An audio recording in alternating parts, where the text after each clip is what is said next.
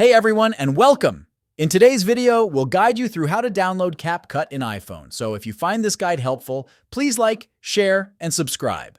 So let's get started.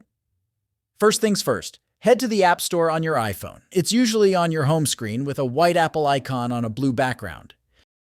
Tap the search bar at the bottom and type CapCut. Here, from the search results, you will find the CapCut app. Tap on the Get button next to the CapCut icon.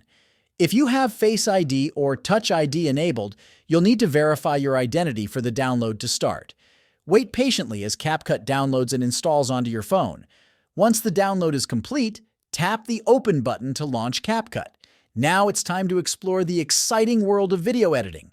Tap on the plus sign to start a new project, add your clips, and unleash your creativity with the various editing tools, transitions, effects, and sounds. And there you have it. With this method, you can download CapCut on your iPhone.